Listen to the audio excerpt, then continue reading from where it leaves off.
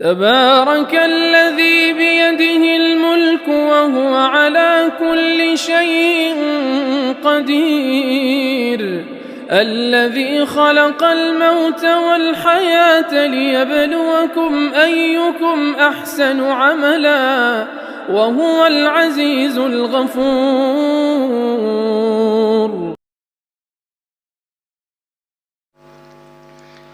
نحمده ونصلي على رسوله الکریم اما بعد. میں نے اپنے اس مقالے میں بطور خاص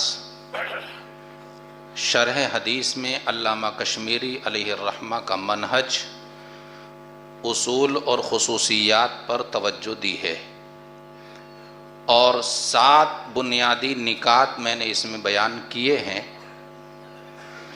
پہلا نقطہ ہے روایت اور درایت کا حسین امتزاج. علامہ انور شاہ کشمیری علیہ الرحمہ نے خود فرمایا ہے، فیض الباری میں لکھا ہے کہ مجرد نقل روایت کافی نہیں، بلکہ روایت کو عقل سلیم اور اصول شریعت کی روشنی میں سمجھنا ضروری ہے. دوسرا نقطہ ہے جمع و تطبیق بین الروایات. یہ علامہ انور شاہ کشمیری علیہ الرحمہ کی ایک نمایاں خصوصیت ہے. انہوں نے متعدد روایات جن میں بظاہر اختلاف نظر آتا ہے، ان کو حل کرنے کی کامیاب کوشش کی. آپ نے فرمایا ہے اختلاف روایات کا مقصد تضاد نہیں بلکہ تنوع اور تکامل اس کا اصل منشا ہے.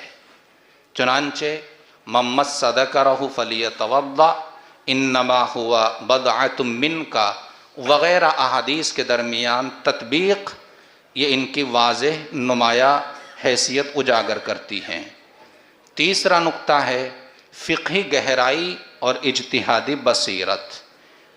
علامہ انور شاہ کشمیری علیہ الرحمہ کا فہم و فقہ، حدیث کا فہم بغیر فقہ کے ناقص ہے، اور فقہ حدیث کے بغیر بے روح سمجھی جانی چاہیے.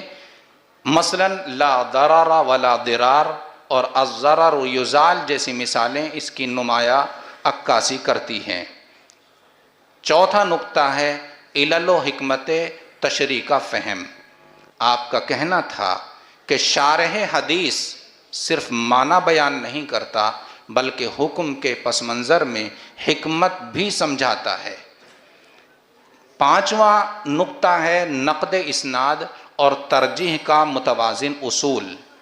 اور چھٹا نقطہ ہے عقل و نقل میں توازن. اور ساتواں نقطہ ہے بلاغت و اسلوب بیان.